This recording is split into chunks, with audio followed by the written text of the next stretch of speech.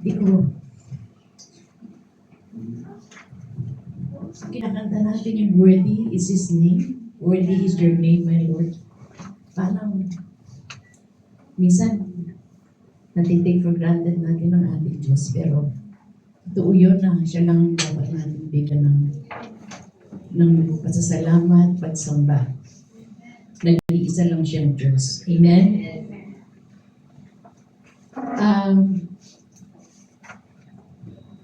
Tayo po ay manalangin. Maraming salamat po, Ama, sa oras na ito na pinagkaloob mo upang kami bilang katawan mo ay sama-sama magpupuri, sasamba, dadakilain ang iyong pangalan. Tunay nga na napakabuti ng napakabait mo, Panginoon, sa lahat ng oras. Kaya sa umagang ito, Panginoon, muli mo akong gagamitin. And it's a privilege, O God, na ako po bilang lingkod mo, Panginoon, sa isang napakalaking pribileyo na mag-share ng iyong salita, O God. Kaya dalangin ko, Panginoon, sa iyong banal na Espiritu na siyang kumabay sa akin, na mai-relay ko po ito ng naayos sa inyo. Maraming salamat po, Ama. In Jesus' name. Amen.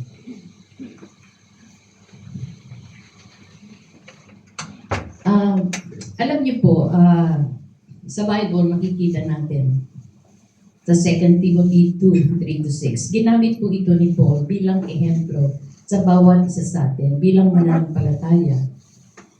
Ginamit po niya ang tatlong buhay. Buhay ng isang sundalo, buhay ng isang manlalaro, at buhay ng isang magsasaka. Ito po ay para sa atin upang turuan tayo kung paano to endure hardship at maging focus tayo sa pagsisilbi sa ating Panginoon. Amen? So, basahin po natin ang 2 Timothy 2, 1-7. Amen. Mas maganda po, basahin na rin natin lahat para nararamdaman natin kung ano yung sinasabi ng Panginoon sa Timothy. You then, my child, be strengthened by the grace that is in Christ Jesus. And what you have heard from me in the presence of my many witnesses, entrust to faithful men who will be able to teach others also. Share in suffering as a good soldier of Christ Jesus. No soldier gets entangled in civilians' pursuits, since his aim is to please the one who enlisted him. An athlete is not crowned unless he competes according to the rules. It is the hard-working farmer who ought to have the first share of the crops. Think over what I say, for the Lord will give you understanding in everything. Pwede po sa Tagalog. Kaya ikaw, Timoteo, bilang aking anak sa pananampalataya, magpakatatag ka sa tulong ni Kristo Jesus. Ituro mo ang mapagkakatiwalaang tao na nakakapagturo rin sa iba ang mga aral na narinig mo sa akin sa harap ng maraming saksi. Makibiyahagi ka sa paghihirap bilang isang mabuting sundalo ni Kristo Jesus. Katulad ka dapat ng isang sundalo na sa serbisyo, hindi siya nakikisangkot sa ibang gawain para mabigyan niya ng kasiyahan ng kanyang opisyal. Ganun din naman, katulad ka dapat ng isang manlalaro, hindi siya makakakuha ng gantimpala kung hindi siya sumusunod sa tuntunin ng laro. At katulad ka rin ng isang masipag na magsasaka, hindi ba't siya ang unang karapat-dapat na tumanggap ng bahagi sa amin? Pag-isipan mo mabuti ang sinasabi ko sa iyo, at ipapaunawa sa iyo ng Panginoon ang lahat ng ito. Praise God. Thank you, Lord. Maliwanag po yung sinabi po ng Panginoon dito na ang gumagamit po siya ng mga halimbawa sa bawat isa sa atin. Meron tayong mga iniidolo, pero ang gusto ng Panginoon, nabanggit nga dito, na maihantulad tayo sa isang sundalo, sa isang manlalaro, at sa isang farmer.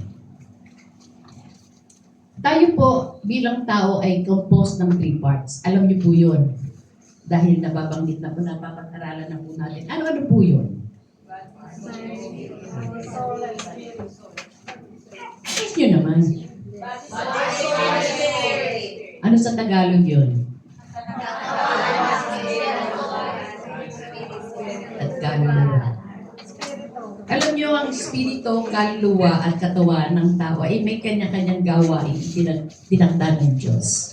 Amen. Hindi ito magiging matagumpay ang ating espiritu sa kaharian ng Diyos kung hindi makikipagtulungan ang ating kaluluwa at ang ating katawan. Amen.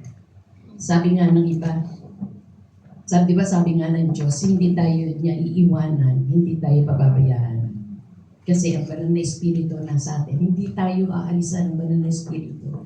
Nung tayo ay born again, andyan na yan. Hindi pwedeng umalis yan. Hindi pwedeng maglabas-pasok ang banal na espiritu na siyang nananahan sa ating espiritu. Pero lagi nating sinasabi na ang Diyos ay binigyan tayo ng freedom to choose. Kung ang pinilit natin ay makipag-ugnayan, makikooperate sa espiritu, talagang magiging mabuti ang buhay natin. Kaya natin nararamdaman na ang banal na espiritu ay wala sa atin. Yun ang pakiramdam ng iba. Pero andyan lang siya. Ang problema kung i-quench natin ang pagkilos ng banal na espiritu sa bawat buhay natin. Bawat anak ng Diyos ayon sa pagkakalikha sa atin, meron tayong mga natatanging katangian, syempre. Sabi nga nung kinineate tayo ng Panginoon, perfect tayo. Kasi kinineate tayo niya, kawangis niya, at kamukha ng ating Diyos. Kaya perfect. Kaya yung mga katangian bilang tao, nasa atin na yun, di ba? Pero minsan, hindi nangyayari sa buhay natin. Kaya nga nagbigay ang Diyos ng tatlong buhay. Ayan, ay sa pamamagitan ng sundalo, magsasaka, at praise the Lord. Amen, atleta. Okay ba kayo? Nag-breakfast na kayo? Hindi pa. Ako nga kanina. Hindi ako nag-breakfast sa bahay. Pero konting kwento lang. Dumaan ako ng Starbucks. Pero may baon akong biko. Ngayon, pero patago. Baka mabisitahin ako eh. Kasi minsan nasita na kami sa McDonald's. Oo, kumakain kami. Hindi biko. Ibang pagkain, hindi taga-McDonald's. Diba that was a long time ago. Ngayon hindi na nila pero makasakali lang, medyo patago. Ngayon ang in-order ko, decaf. Yun naman talaga iniinom ko dahil medyo Hindi ko alam kung decaf nga binigay sa akin kasi parang nanginginig ako kanina. Hindi ko lang alam kung sa lamig. Nakalimutan ko isuot yung balabal ko. Pero gayon pa man, andito ako ngayon, hindi na nanginginig. Amen. Sabi nga, ang isang sundalo, ginawa tayong mga mananampalataya at ginamit ito ng Bible para as a spiritual metaphor rather than a literal command na mag-join tayo ng physical na army. Hindi po yun. Christians are called to fight against spiritual darkness, sin, and evil. Pero ang ginagamit natin, hindi kagaya ng sundalo, ginagamit baril, machine gun. Tayo ginagamit natin ang faith, ang katotohanan, di ba? At ang pag-ibig. Kasi hindi tayo makakapag-fight against spiritual darkness kung wala tayong pag-ibig. Kung hindi natin dala-dala ang katotohanan. At kung hindi tayo sabihin yung pananampalataya natin ay wala. Amen? Living the Christian life is not a game. Hindi ito laro-laro lang. Hindi ito biro. Ito ay isang battle. At tayong mga anak ng Diyos, hindi tayo nilagay sa isang playground, kundi sa battleground. Amen po ba? Amen. We have to stand firm sa katotohanan na binibigay ng Diyos. At siya ang katotohanan. At willing tayo na ilagay yung spiritual armor. I believe alam niya natin kung ano yung mga spiritual armor na nasa Biblia that will enable us that will enable us na maging victorious tayo para ma-proclaim natin ang God's truth at ang kanyang pag-ibig. Pero meron ding judgment sa mga hindi sumusunod dito. Soldier wants to please his commanding officer. Di ba mga sundalo? Sino ang piniplease nila? Ang commanding officer nila. Pero tayo, sino ang piniplease natin? Ang ating Diyos. Amen. Ang magsasaka naman, ang siya nagtuturo sa atin kung paano natin maipauunlad ang Espiritu para tayo mamuhay ayon sa karunungan ng Diyos. Kung paano natin malalaman ang tamang panahon. Kung paano tayo maghahasik ng salita ng Diyos at magiging handa sa pag-aani. Sabi nga ni James sa James 5, verse 7 to 8. Basahin po natin.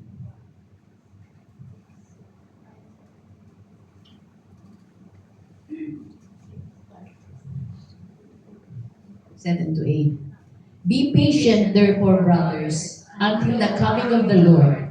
See how the farmer waits for the precious fruit of the earth, being patient about it until it receives the early and the late rains. You also be patient. Establish your hearts, for the coming of the Lord is at hand. So, inihantulad din tayo sa isang farmer, sa isang magsasaka. Amen? Kaya dapat po maging bilang farmer, dapat pasensyos. Ang patient ay nasa atin. Kasi bilang farmer, hindi tayo basta-basta. Ang farmer kasi, pagka may oras ng pagtatanim at may oras ng pag-aaral. Amen? So ngayon po, yung pangatlo, dito po tayo medyo ididiinan natin bilang atleta. Dahil napaka-importante po ng ating katawan sa kaharian ng Diyos. Amen? In the New Testament, biblical writers like the Apostle Paul use the metaphor of an athlete to teach Christians how to live out their faith.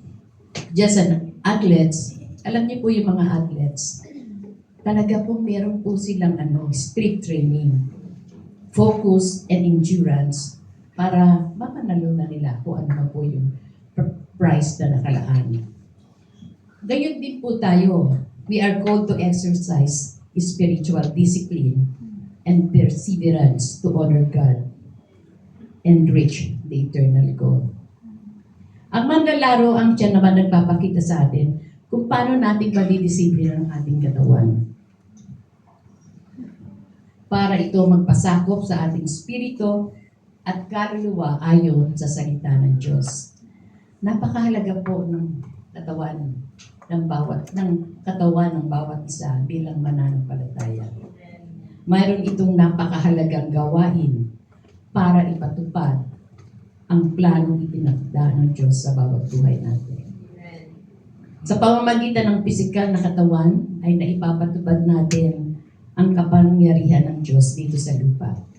Amen. Kung wala kang katawan, di ka pwedeng mabuhay sa planeta ito. Dahil walang makakakita sa iyo, di ba? Ang katawan mo isang sisid lang pwedeng gamitin ng Diyos upang maipakita niya ang katangian dito sa mundo. Katangian niya dito sa mundo. At ang hangarin ng Diyos Ama na mangyari sa kanyang plano dito sa lupa ay nangangailangan siya ng katawan. Kaya nga naman nung time na tinanggap ni Maria ang isang birhen ng mensahe ng Diyos sa pamamagitan ni Anghel Gabriel. At dahil sa kanyang pananampalataya, kumilos ang Diyos sa katawan ni Maria upang ipagbuntis ang Panginoong Jesus. Amen? Amen.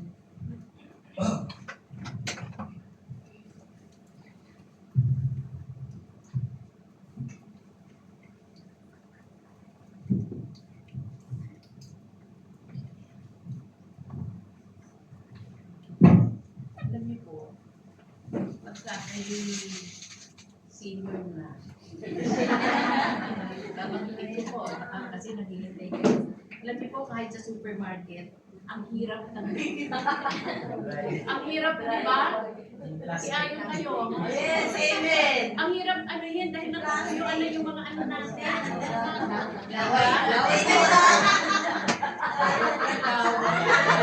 Minsan, doon sa Amerika, hindi ko mabuksan eh.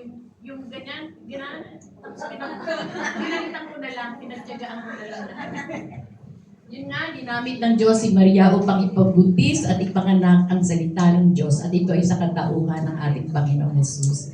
Sa pamamagitan ng katawan ni Kristo ay pinatupad ng ating Panginoong Jesus ang kanyang spiritual na kapangyarihan bilang tao. Noong namumuhay si Jesus dito sa lupa, ang kanyang masunurin na katawan ay naging kasangkapan upang ang Diyos ay malayang makakilos sa bawat buhay ng tao. Amen? Sa panahon natin, habang ipinauubayan natin sa Diyos na gamitin ang ating katawan, ang Diyos ay patuloy at malayang nakakakilos sa mga puso at buhay ng tao. Nangungusap siya, nangungusap ang Diyos sa pamamagitan ng ating bibig. Amen? Meron po ba tayong bibig? Amen! Nagagamit po ba natin ito? At sa ating pong pag-worship sa Panginoon, pagsasamba sa Panginoon, ibinibigay ba natin ng buong puso ang pagsamba at pagpuri sa Panginoon sa pamamagitan ng ating bibig? Nakakasigaw ba tayo ng Amen? Nakakasigaw ba tayo ng Hallelujah? Amen. Dapat ganyan tayo every time na we come together and praise and worship the Lord. Amen? Huwag tayong mahiya. Ibuka ang bibig natin para sa kalwalhatian ng ating Panginoon. Amen? Praise the Lord. Kayang-kaya pala natin. Diba? Sabi nga ni Agapit, Mami, sabihin ko na anak ha. Kasi, hindi kita makita anak ko.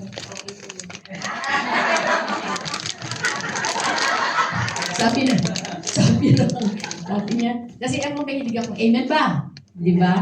Mami, huwag masyado. Hindi ko na ginagawa yun. Kasi nasabi ko na lang, every time na magpupuri tayo sa Panginoon, ibigay natin ang buong lakas, di ba? Ang amen! Hallelujah!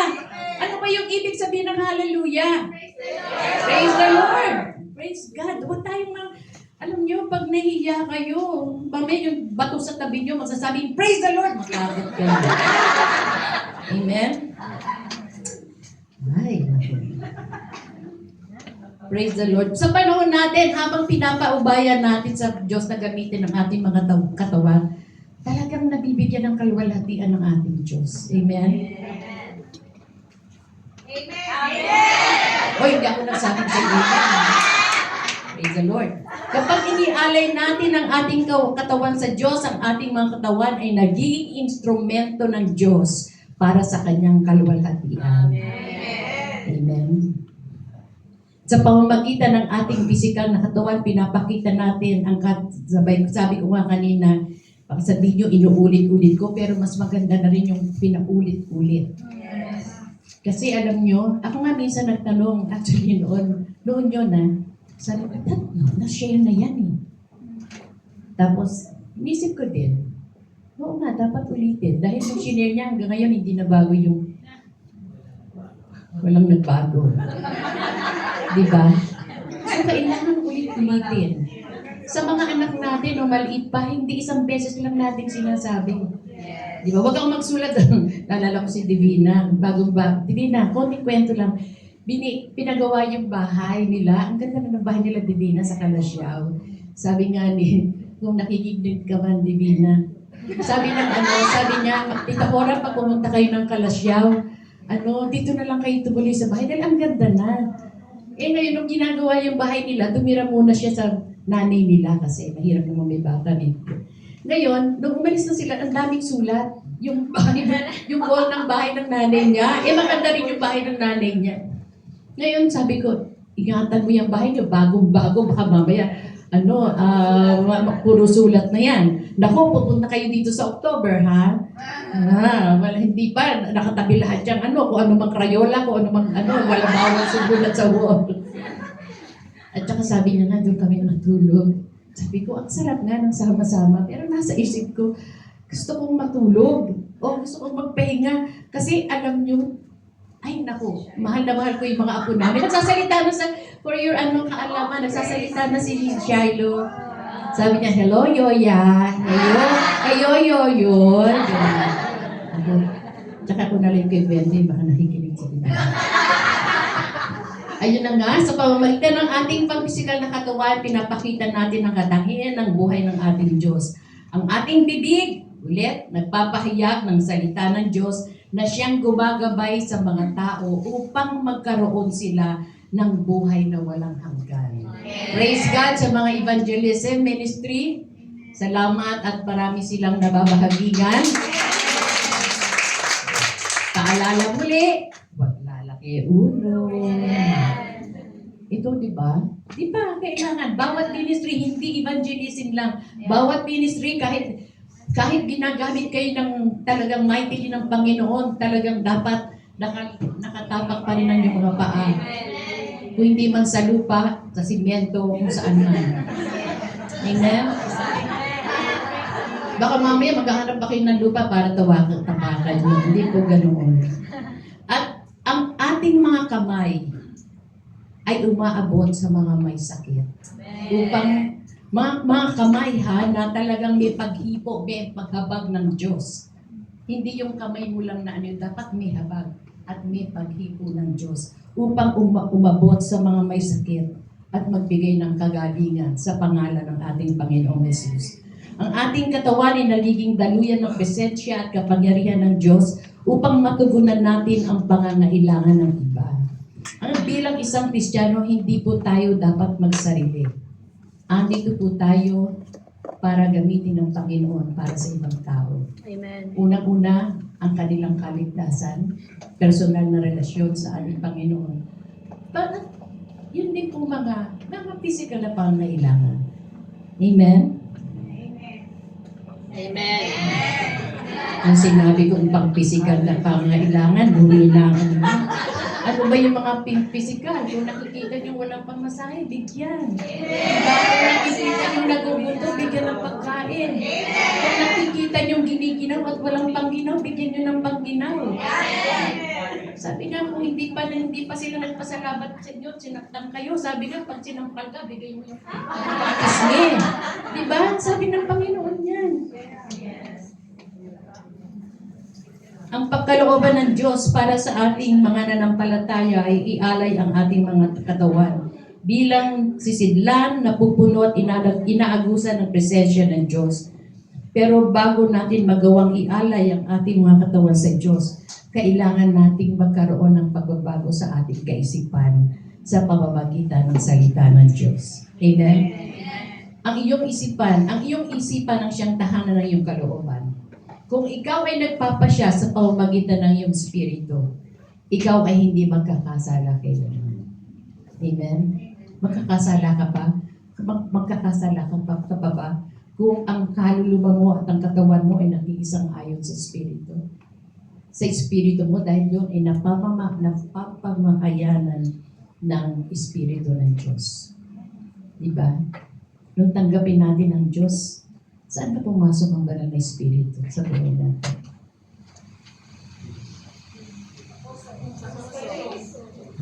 Pinabahan ako. Hindi nyo alam kung saan pumasok ang Diyos. Saan nagdahan ng banal na espiritu sa katawan natin? Ha? Spirit po na maliit. Magkakaroon tayo ng katuruan dyan. Tinuro ko sa inyo yan eh. Di ba po, ang katawan ng tao ay composed of 3 parts. The spirit, soul, and body. Ang spirito po natin ay patay noon dahil sa kasalanan ng tao. Ang katawan, nung tayo na born again, pumasok ang banal na espiritu, hindi mananahan sa ating kaluluwa, kundi mananahan siya sa espiritu natin. At nang pumasok ang banal na espiritu ng Diyos sa katawan natin, sa espiritu nating patay na dahil sa kasalanan, nagkaroon ng buhay muli. Amen. Amen. Pero po ang banal na espiritu na tinanggap natin, hindi siya maglalabas pasok sa katawan natin, sa espiritu natin. Nararamdaman natin lang na hindi kumikilos ang banal na espiritu dahil hindi nakikipag-cooperate ang ating kaluluwa, ang ating soul sa banal na sa Espiritu natin, na kung saan nananahan ang banal na Espiritu ng Diyos. Amen. Praise the Lord. Okay ba? Hindi po pwedeng manahan ang Espiritu sa puso natin. Kung ma-atake kayo, di pati yung ma-atake rin. Pero meron tayong tinatawag na spiritual heart. Ay, magkakaroon po ulit tayo ng katuruan dyan. Maganda po yung alam natin na kapag kami nagtanong, handa po tayong sumagot. Sino po ba ang nag-create sa atin? Sino po ang nag-create kay God? Bakit? Ha? Ay, yan may alam din. Salamat. Praise the Lord. Nang ikaw ay pinanganak na muli sa Espiritu, ikaw ay nakibahagi sa kabanalan ng Diyos. At ang iyong Espiritu ay hindi kailanman magpapasya ang Espiritu ay hindi kailanman magpapasya laban sa kalooban ng Diyos. Subalit, ang iyong mga desisyon ay hindi ginagawa ng iyong Espiritu. Amen ba? Amen. Ngayon lang ako magtatanong, amen ba? Amen. Sino ang gumagawa nito? Sabi na, hindi na ginagawa ng Espiritu. Hindi, yung mga desisyon natin, hindi ginagawa ng yung Espiritu. Ginagawa ito ng yung kaisipan, yung kaluluwa mo, yung soul mo, at ito ay maaring impluwensya ng katawan. Amen? Bilang isang manlalaro, binigyan tayo ni Apostle Paul ng halimbawa para madisiplina natin ang ating katawan. Hindi pinapabayaan ng isang manlalaro na diktahan siya ng pita. Alam niyo ba yung pita? Yung pita ng kanyang laman, yung kagustuhan ng kanyang laman. Alam naman natin na ang pagka ginawa natin ay nanggagaling sa ating laman, hindi ito katanggap-tanggap sa ating Panginoon. Amen? Amen. Buti pa siya. Kuman nag-amen. Bagkus, dinidisiplina niya ang kanyang katawan. Dahil lagi niyang iniisip na ang mapapanalunan niyang gantimpala, nagiging matatag ang yun. Dahil sa yung nakalaan na gantimpala para sa laro, ano ba yun? Hindi, yung sa palaro. Paligsahan na yun. Nakatuon siya dun sa prize na tatanggapin niya. Kaya, lahat ng paghihirap ng katawan para maabot niya ang layunin niya. Amen? Ang mabuting ugali ng isang manlalaro ay matatagpuan sa ating Panginoong Jesus. Dahil sa kagalakang naghihintay sa Kanya, hindi niya kinahiya na mamatay siya sa krus. Sa Hebrew 12:2, looking unto Jesus, the author and finisher of our faith, who for the joy that was set before him endured the cross, despising the shame, and he sat down at the right throne of God. Nung gabing pinagkaunulo si Jesus, natatnan niya yung kanyang mga alagad na natutulog siya habang siya ay nananalangin. Sabi niya sa Matthew 26:41, wika ni Jesus, ang Espiritu nakahanda, ngunit mahina ang laman. Watch and pray lest you enter into temptation. The spirit indeed is willing, but the flesh is weak. Pero bago mangyari yun, nanalangin ang ating Panginoon.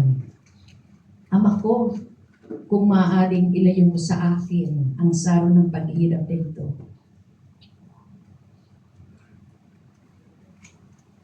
Na ang kanyang laman ay sumisigaw na, Diyos ko, kung may iba pang paraan para maligtas ko ang sangkatauhan, na hindi ako masasaktan, na hindi ako mapapako sa krus at mawawalay sa iyo, gagawin ko, sabi ng Panginoong Jesus. Ayaw niyang mabitay. Ayokong mabitay sa krus. Subalit nagawa ni Jesus na pasunurin ang kanyang katawan para sa kalooban ng Ama. Nanalangin siya. Ang sabi ni Jesus, ngunit huwag nang intindihin pa ang nais ko gawin, Ama.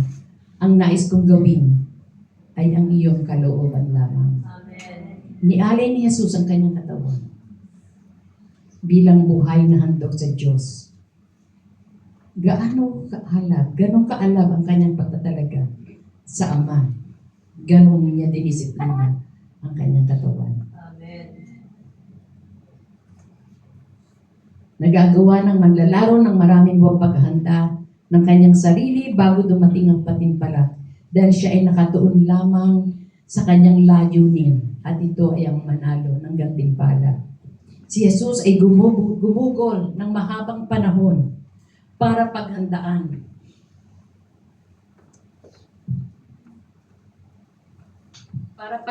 ang kanyang sarili upang matupad niya ang kanyang layunin at kabilang dito ang krus. Sa iyong pagpili ng ialay ang iyong katawan bilang isang buhay na handog ng Diyos, malulugod mo rin ba ang Diyos sa pamamagitan ng iyong katawan? Amen. Amen. Minsan isipin, minsan pagka meditate tayo sa Panginoon, saliksikin din natin ang ating puso na yung pag-serve ba natin sa ating Diyos ay katanggap-tanggap ba sa ating Diyos. Diba? Maraming mga bagay sa buhay natin na hindi natin may surrender. Diba? Sabi nga sa Romans 12:1, sabi ni Apostle Pablo, kaya mga kapatid, alang-alang sa masaganang habag ng Diyos sa atin, ako'y namamanhig sa inyo na ialay ninyo ang inyong katawan bilang handog na buhay, banal at kalugod-lugod sa Diyos. Ito ang karapat-dapat na pagsamba sa Diyos. Sabi dito, ialay niyo ang inyong katawan bilang handog ng buhay, banal at kalugod-lugod sa Diyos. Sabi nga na-born again tayo, pinanganak na muli sa Espiritu, pero hindi nangangahulugan na napapamahalaan na tayo ng Diyos. Napapamahalaan na ang ating katawan ng Diyos. Hindi niya pinamamahalaan ang iyong katawan. Ikaw ang may tungkuling pamahalaan ang iyong katawan. Sa pamamagitan, siyempre, sa kaalaman ng salita ng Diyos. Amen. Amen. At sa kapangyarihan ng banal na Espiritu. Binigyan ka ng kakayahan ng Diyos sa iyong sariling katawan at inaasahan niyang gagawin mo ito. Ang problema, maraming mga Kristiyano sumusunod sa pita ng kailaman. Marami pa, hindi ako exempted. I believe ang bawat isa sa atin. Minsan dumarating ang time na namumuna ang laman natin. Diba? Hindi natin na-please ang Diyos. Yung magalit ka lang, isang dahilan na yun para hindi mo ma-please ng tao. Ito'y nanggaling sa kagustuhan ng laman mo. Diba? Pwede namang hindi ka magalit, pero nagalit ka. Diba? Amen. Sabi ng Diyos, bilang handog ng buhay, banal, at kalugod-lugod sa Diyos. Hindi niya sinabi, i-offer mo yung katawan kahit anong sitwasyon ka nandun. Kahit may kasalanan ka, kahit nangangalunya ka, kahit nagnakaw ka, i-offer mo ang buhay mo sa Panginoon. Pero sabi ng Diyos, ialin mo ang iyong katawan bilang handog ng buhay banal at kalugod-lugod sa Diyos. Dahil dito ang banal na Espiritu ay walang kalayaang makilos at gawin ng kalooban ng Diyos sa pamamagitan ng tao. Kapag ang buhay nila ay hindi sang-ayon sa buhay na pinagagawa ng Diyos. Amen. Maliwanag po ba? Amen. Sinabi ni Apostle Paul sa atin sa bawat manlalarong nakikipaglaban sa mga palaruan o pagpigil o disiplinado sa lahat ng bagay. Minsan kasi tayo, ayaw nating maghirap eh. Minsan mag-evangelize ka, ayoko, init-init. Ayoko, sumasakit ang tuhod ko. Ang dami nating reklamo, di ba? Ayoko, tinatamad ako, ayoko, nagugutom ako. Ang dami nating dahilan. Ayaw nating mahirapan. Amen?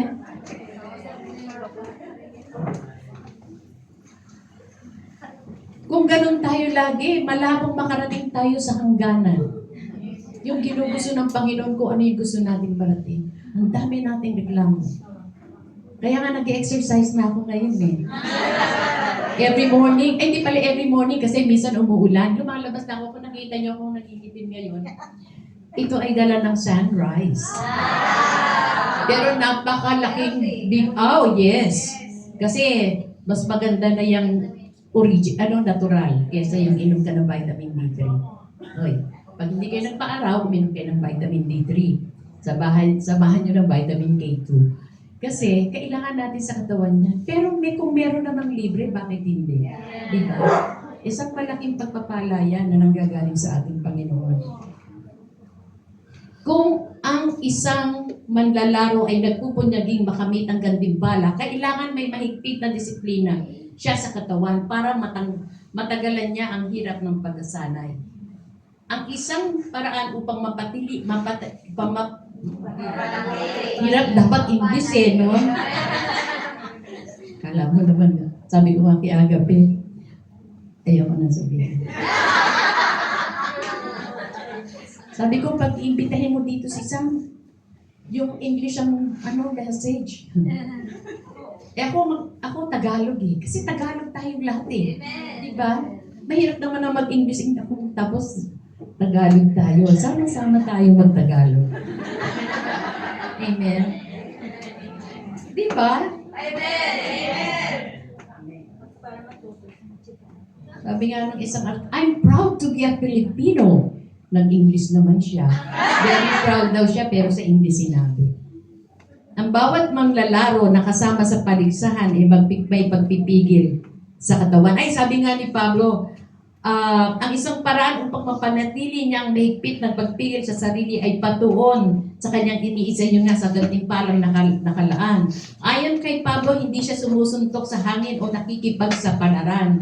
Ganon din tayo, pagka nagpapagamit tayo sa kaharian ng Diyos, hindi tayo sumusuntok sa hangin dahil meron tayong siguradong pupuntahan. Amen? Merong sigurado tayong crown na ipapatong sa atin. Amen? Hindi tayo sumusuntok sa hangin o sa anuman. Dahil sabi ni Pablo, kasi meron siyang pagka meron ka talagang purpose o kung meron ka talagang ini-aim na makamtan, talagang kailangan ng hirap, di ba? Kahit sa yung natural na buhay, paano kang kakain? Magtrabaho ka. Pag nagtrabaho ka, hindi ka naman nakaupo lang sa silya. Talagang nagtatrabaho ka. Di ba? Kagaya ng farmer, para makakain, nagbubukal ng lupa. Ang hirap ng bukal ng lupa.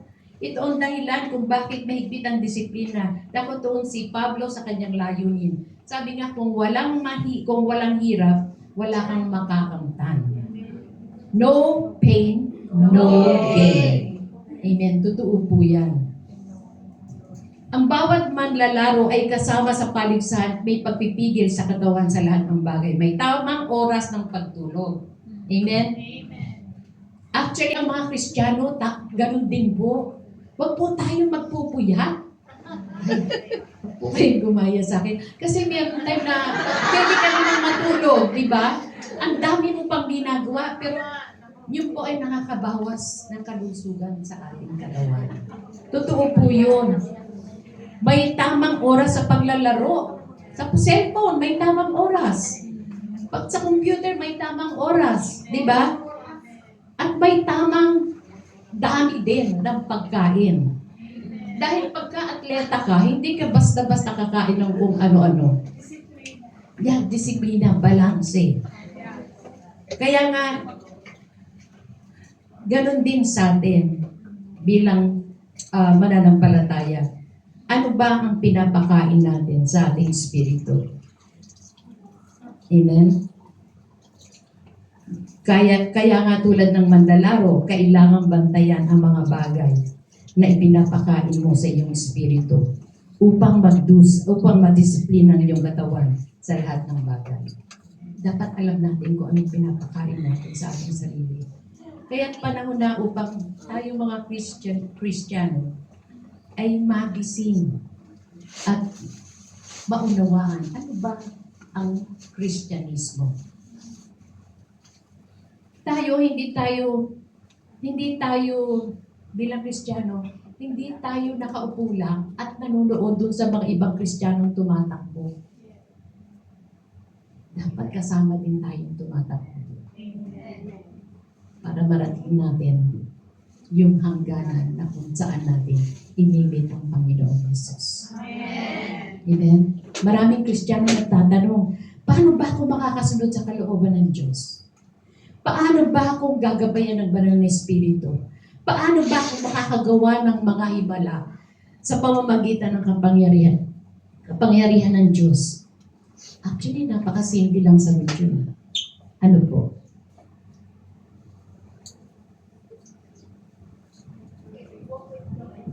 Huwag na, tigilan na natin yung paggawa sa pamamagitan ng ating laman.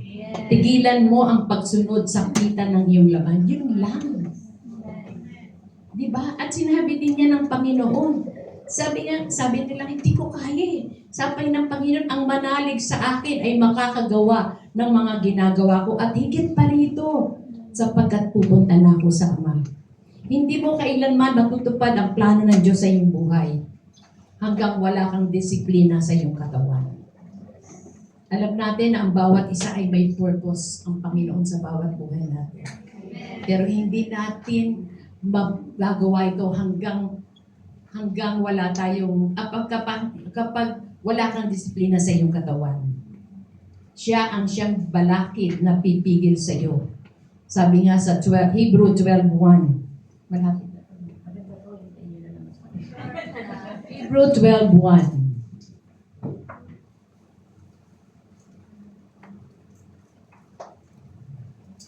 Therefore, since we are surrounded by so great a cloud of witnesses, let us also lay aside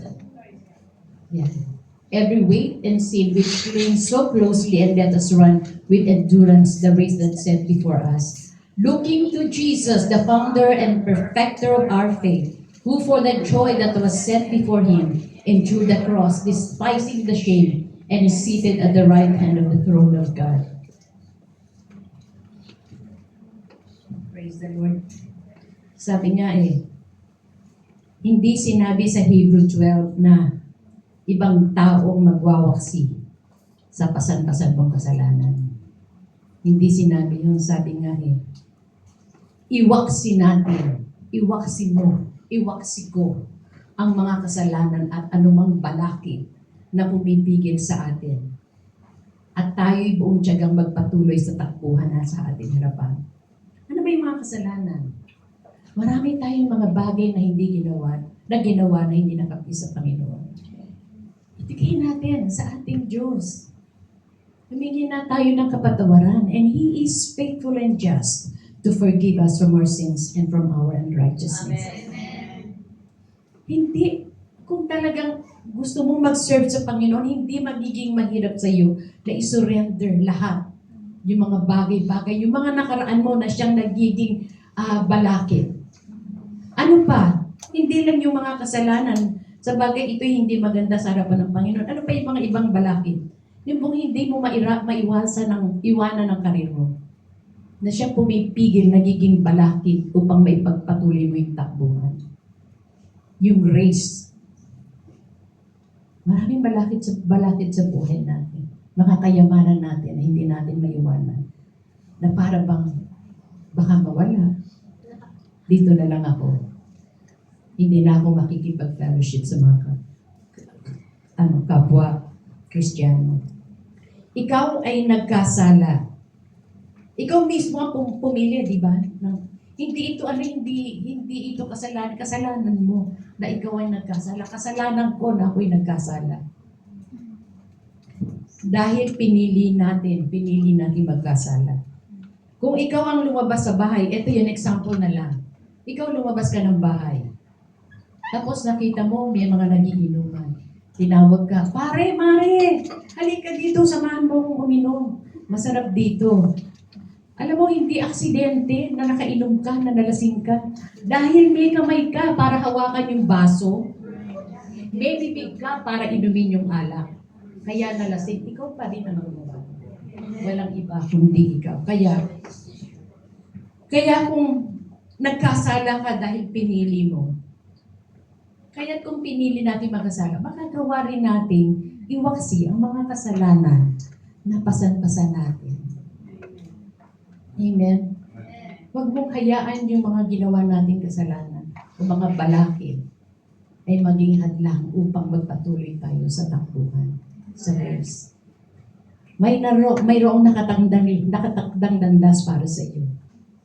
Hindi ikaw ang magtatakda ng landas na iyong tatakbuhin. Itinakda ito ng Diyos para sa atin. Amen? Kailangan malaman mo ang kalooban ng Diyos sa iyo upang matupad mo ang plano ng Diyos sa iyong buhay. Kung hindi, ikaw ay mapapalayo sa itinakdang landas ng Diyos. Sabi nga ni Pablo, he was so bold na sabihin niyang matagumpay niyang natapos ang dapat takbuhin. Sana ganun din tayo. Amen. Now we can boldly say na, I have finished the race.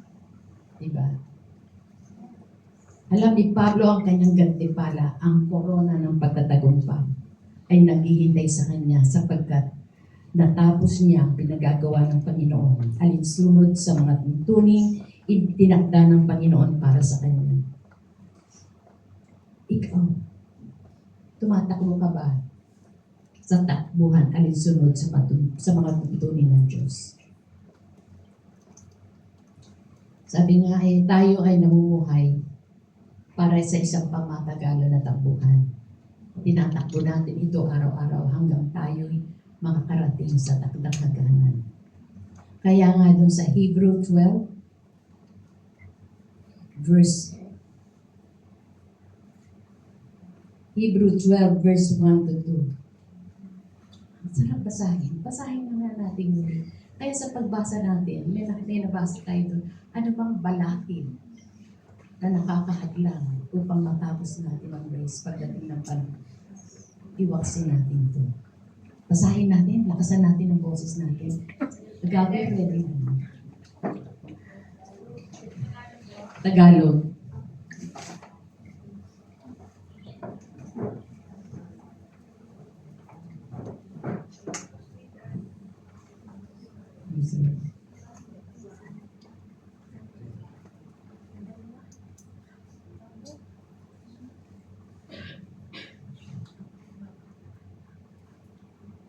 Amen. Basahin po natin. Kaya nga dahil napapaligiran tayo ng napakaraming saksi, tanggalin natin ang anumang balakid at ang kasalanang kumakapit sa atin. Buong tiyaga tayong tumakbo sa takbuhin nasa ating harapan. Ituon natin ang ating paningin kay Jesus. Sa Kanya nakasalalay ang ating pananampalataya mula simula hanggang katapusan. Dahil sa kagalakan naghihintay sa Kanya, hindi niya inalintana ang kahihiyan ng pagkamatay sa krus. At siya ay ngayon nakaupo sa kanan ng trono ng Diyos. Amen. Dahil si Jesus ang nakatayo, naghihintay sa atin sa takdang hagdanan. At sasabihin niya sa bawat isa sa atin sa Matthew 25:23, well done, good and faithful servant. You have been faithful. You have been faithful over a few things. I will make you ruler over many things. Enter into thy master's joy. Amen. Diba? Napakasarap pakinggan yun pagdating ng panahon. Kaya tayo mga kapatid, sama-sama tayo. Kung ano man ang mga kasalanan, mga balakid, upang tayo'y hadlangan sa ating pagtakbo. Iwaksin natin yun. Sa pamamagitan ng salita ng Diyos. Amen. Praise God. Salamat po, Ama. Tunay nga na hindi ka nagkulang sa pagbibigay ng mga bagay na maging mabuti kami, magmasunod namin ang kagustuhan mo. Kaya ba, salamat po, kahit pa ulit-ulit po itong na-share, Panginoon. Maraming salamat po. At ito ay nagagamit mo para sa ikalalago ng aming spiritual na pamumuhay. At lumakad, tumakbo sa race, Panginoon, na sa pagdating ng hangganan, ikaw ang sasalubong sa amin. I-welcome mo kami, Panginoon. Maraming salamat po. In Jesus' name. Amen. Amen. Thank you, Lord.